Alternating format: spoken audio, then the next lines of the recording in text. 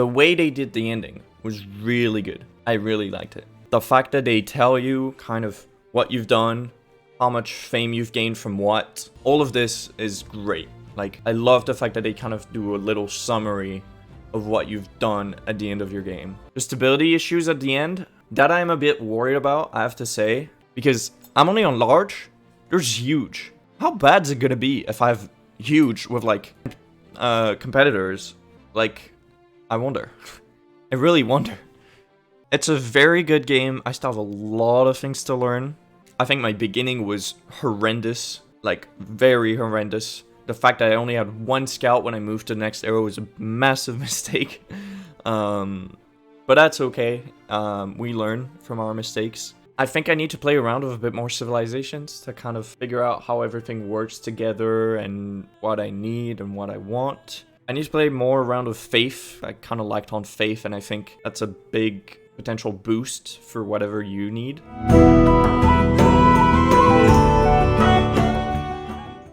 Wonders. There's something about wonders that I like, and there's something about wonders that I don't like. And that includes both natural wonders and wonders that you build. I don't like the fact that natural wonders do not show a bonus. Like, it's not visual. Natural wonders are not visual enough in this game.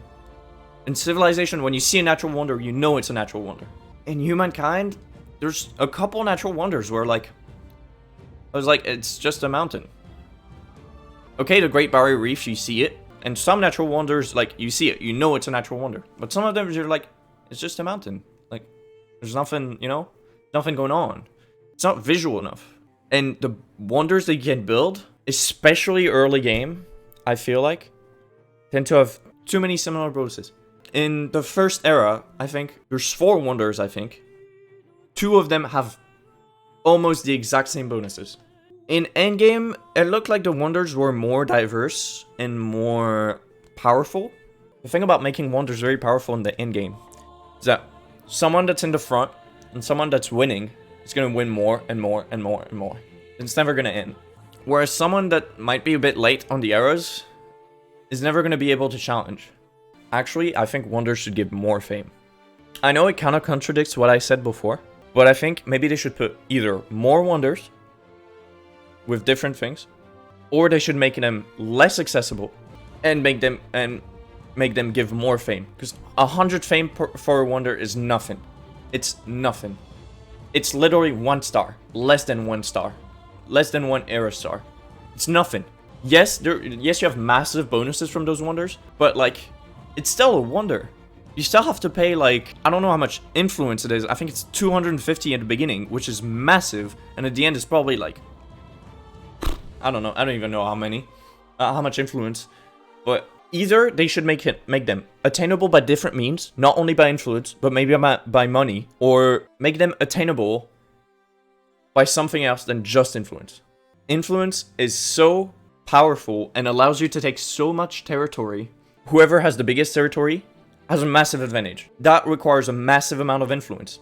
Yes, you enact laws and stuff. I had like 20,000 influence. I didn't know what to do with it at the end. I had like 20,000 influence. I had nothing to do with that influence.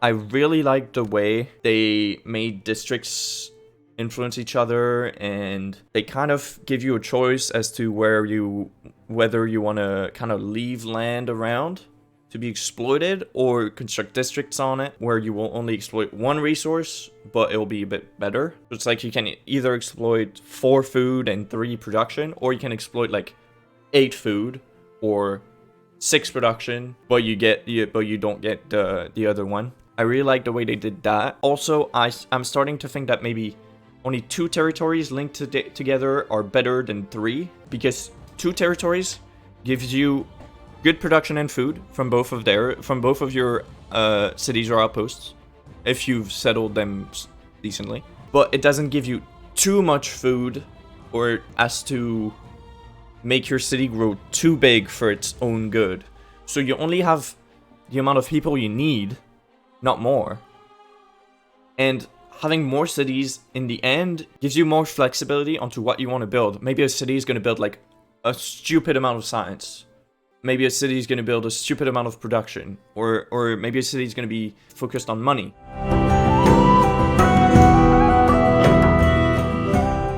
So the question remains, is it better than civilization or not? I know a lot of you are probably asking yourselves that question. I'm not going to say one is better or not than the other. I think civilization is slightly deeper than Humankind. Civilization focuses both on district building. In those district building, you can only create one of those districts per town. And so you have to make your towns work together to make something really powerful in the end with how you build your districts around. Whereas in Humankind, you want production, you just build a bunch of districts and you put them next to each other and you have production. It is a way to do it. It is less deep than civilization in that way. The combat I feel like is better in Humankind. Again, there's things in civilization that I like about the combat. There's things in Humankind I like about the combat. I feel like Humankind has a more complete combat because it's kind of its own thing. It's like kind of apart from the game, so they've been able to do a lot of things with it. Whereas civilization is more like completely in the game. They're both great games if you want a massive amount of depth for strategy games. Civilization is probably going to be better. If you like strategy games, but Civilization has scared you for like the amount of things that you have to learn and the amount of things that you have to micromanage and make sure that everything's good, Humankind's probably better for you. The choices that you make for your empire and stuff, that's something that Humankind really has over Civilization. The amount of choices that you can make that can branch out your civilization to so many different... There's like a million combinations. I think someone calculated it with like the amount of civilization that you can pick every era. It's crazy the amount of replayability that you have. But that said, having 1 million possibilities doesn't matter, because no one's ever gonna do them all. I would have said like they could have done like, I don't know, 500, and it would have been like probably very similar in the end. So, you know, the fact that there's a million combination, yeah, it's great, but it could have been 100,000, it would have been the same. It could have been like 5,000, it would have been the same. One thing that Civilization does very badly though, and that Humankind does very, very well, is the fact that you can change your playstyle whenever you want in Humankind. You change era, change playstyle. Like, maybe you're going for influence now, or maybe you're going for military now. In Civilization, if you're going for science, you're going for science like by era 2 and you're not changing. If you're changing, it means that you've done something wrong and that like your game's not going well. And that usually means that you lost the game. In Humankind, it seems like you can change much more, which can be a good thing because it allows technically for more mistakes, I would say. I don't think the AI is better in Civilization though. The AI in Civilization, once you go up into the difficulty, just gets bonuses. It doesn't get better, it doesn't get worse, it just gets bonuses, raw bonuses. At the beginning of the game, they have 2 cities and you haven't even settled one yet. Or they have 3 cities and you haven't even settled one yet. They have like, I don't know, an army already, they have like 5 warriors and you have like just your settler and your warrior.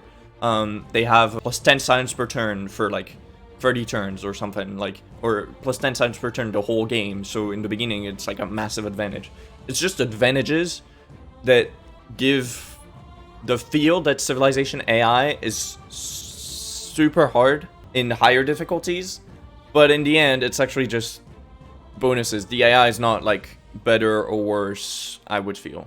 I don't know how Humankind AI works. It might work the same way, it might not, but yeah. I just think that's why the AI in Civilization, the AI in Humankind, to me, not that big of a deal.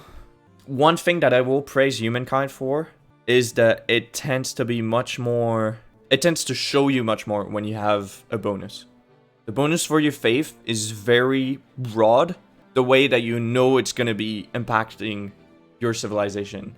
In Civilization, the bonuses for faith sometimes can be a bit like, you don't really know if they're working correctly or if they're working what you have. That's one thing that Humankind does very well, is they know that they know what they want to show you. Now obviously here I'm nitpicking, I'm saying like, yeah, they could do this, they could do this, they could do this to make the game like even better. The game's already great. If you like strategy games, if you love Civilization, I think you will like Humankind, most likely. Now, if you really love in-depth games and you really like Civilization because there was so many things that you had to think of before building anything, you might be a bit disappointed by Humankind because there are still a lot of things to think about, but less than in Civilization. Anyways, I think it's time that I stop talking, so yeah.